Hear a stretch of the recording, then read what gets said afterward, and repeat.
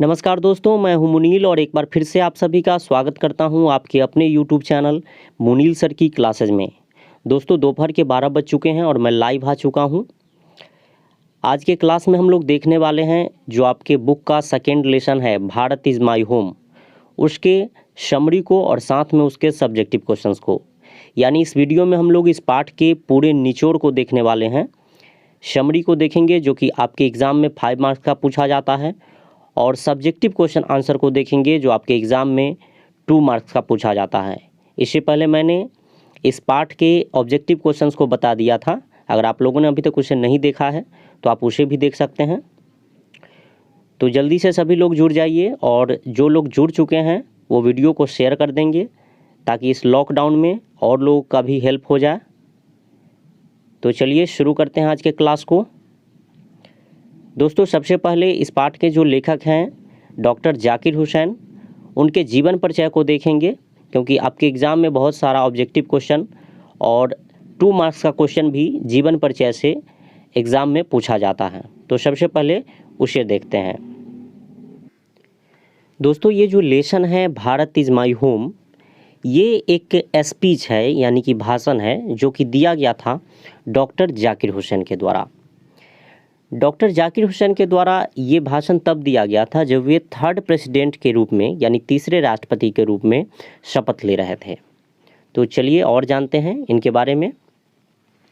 Doctor Zakir Hussain का जन्म 8 फरवरी 1897 को हैदराबाद में हुआ था। हैदराबाद आपका पड़ता है तेलंगाना में। पहले ये आंध्र प्रदेश में पड़ता था, लेकिन जब 2014 में तेलंगाना राज्य का गठन हुआ तो ये हैदराबाद आपका तेलंगाना में आ गया।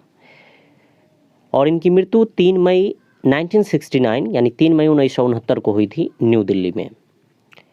और बात करें कि ये प्रेसिडेंट कब बने, तो ये प्रेसिडेंट बने थे 13 मई 1967 को।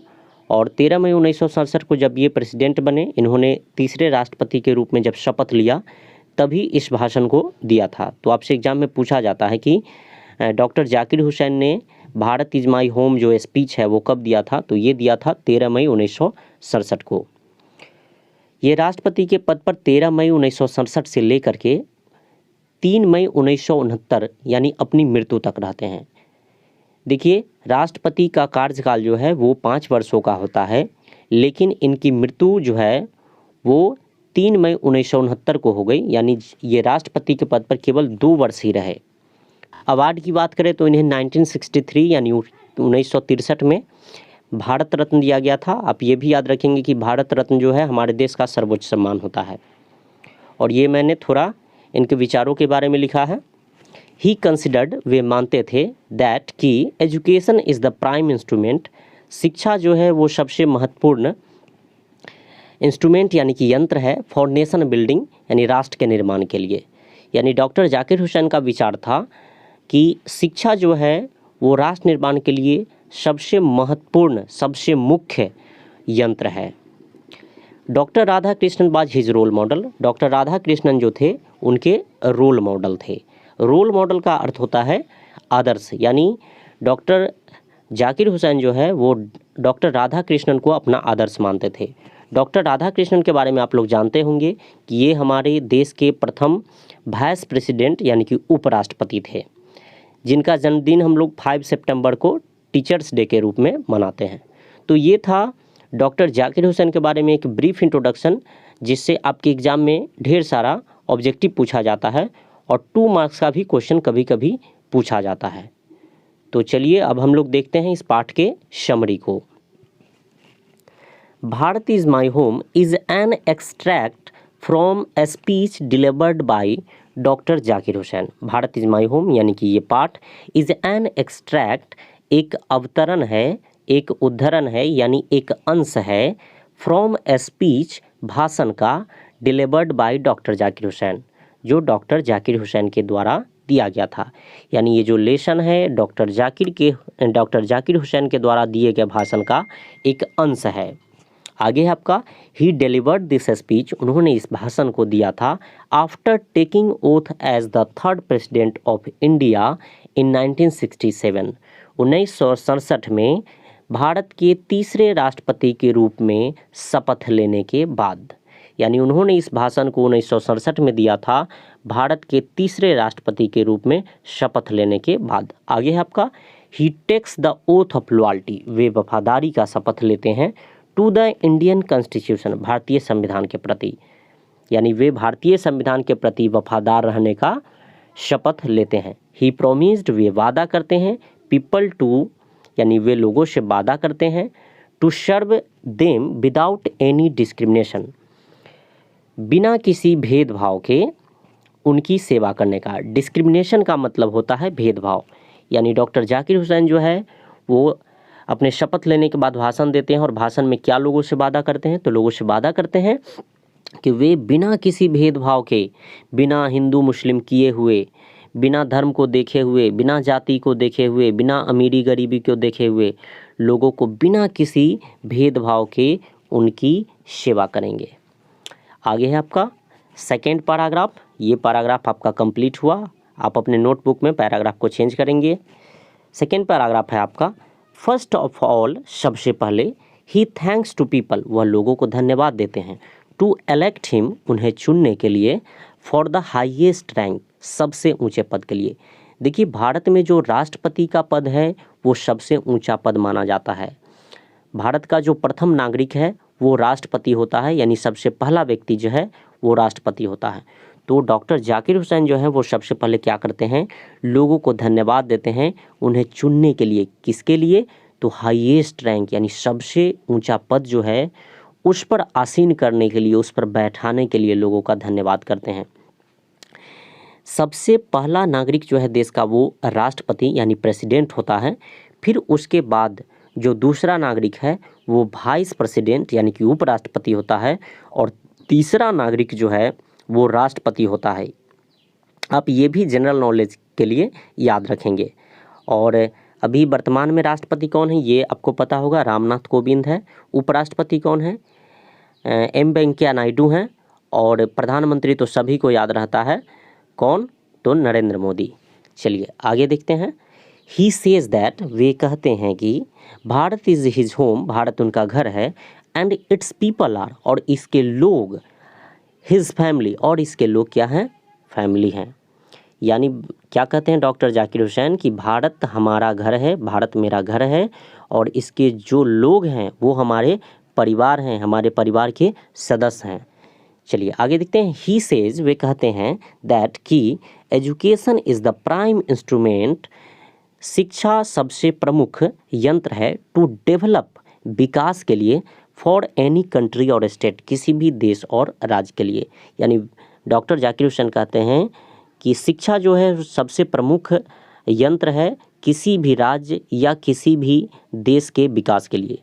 जब तक शिक्षा नहीं होगा तब तक किसी भी देश और राज्य का विकास नहीं हो सकता है। और ये बात सही भी है, हकीकत भी है कि जब हम शिक्षित होंगे यानी पढ़ेंगे तभी आगे बढ़ेंगे। आगे क्या है देखते हैं। Radha Krishnan was his role model, Radha Krishnan उनके रोल मॉडल थे। ही सेज, वे कहते हैं, दैट कि राधा कृष्णन हैज़ गिवन, राधा कृष्णन ने दिया है, ए लॉट ऑफ एजुकेशन, ढेर सारा एजुकेशन दिया है। यहाँ पर आप एजुकेशन की जगह पर आप इरुडिशन लिख लेंगे। स्पेलिंग मैं यहाँ पर लिख देता हूँ, ERUDITION।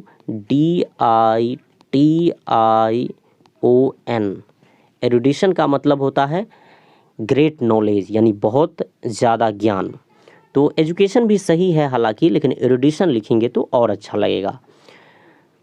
तो क्या है, Radhakrishnan has given a lot of erudition and wealth of knowledge, Radhakrishnan ने ढेर सारी विद्वता, एरुडिशन का मतलब ग्रेट नॉलेज यानी विद्वता, ढेर सारा विद्वता दिया है, और वेल्थ ऑफ नॉलेज यानी और ज्ञान का धन दिया है।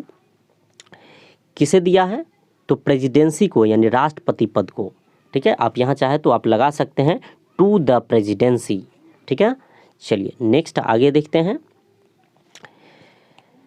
तो थर्ड पैराग्राफ आपका देखते हैं क्या है। थर्ड पैराग्राफ है आपका जो कि लास्ट है।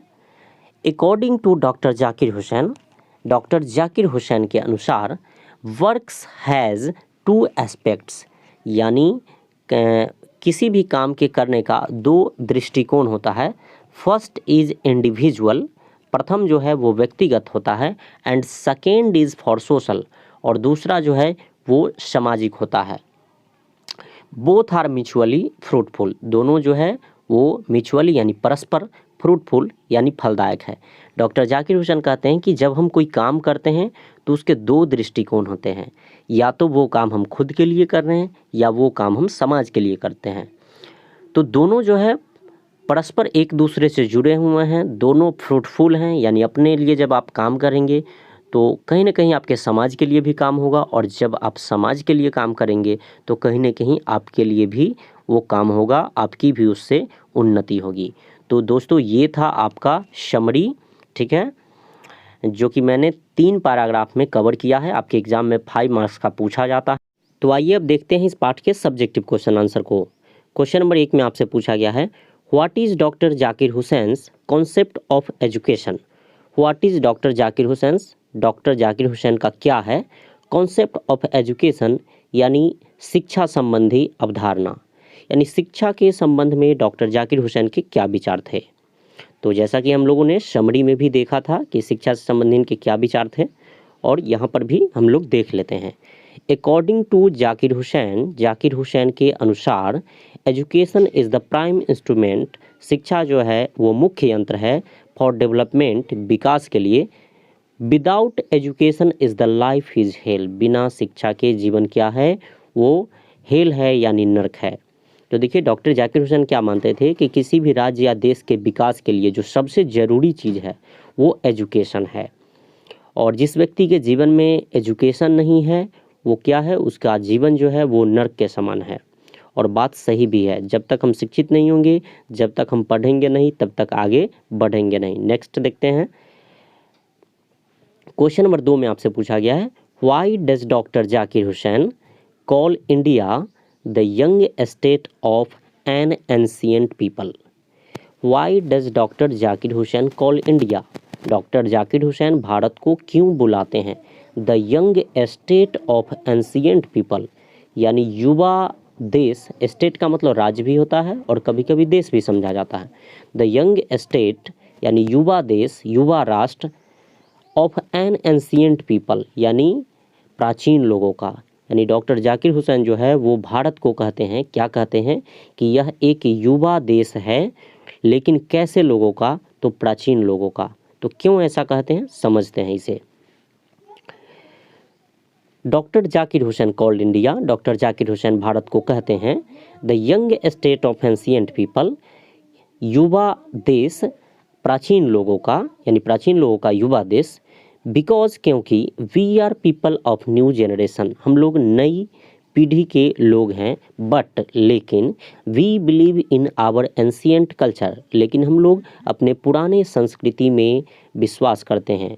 We know the values of the civilisation and culture, हम लोग जानते हैं सभ्यता और संस्कृति के मूल्यों को, ऑफ आवर एंसेस्टर्स यानी अपने पूर्वज के, यानी हमारे पूर्वजों ने जिस सभ्यता और संस्कृति को विकसित किया है उसके मूल्यों को हम लोग जानते हैं, उसके महत्व को जानते हैं, और इसलिए हम अपने पूर्वजों के द्वारा जो विकसित किया गया था सभ्यता और संस्कृति, उसमें भरोसा रखते हैं, उसके अनुसार चलते हैं। इसलिए हम लोग क्या हैं, प्राचीन लोग हैं।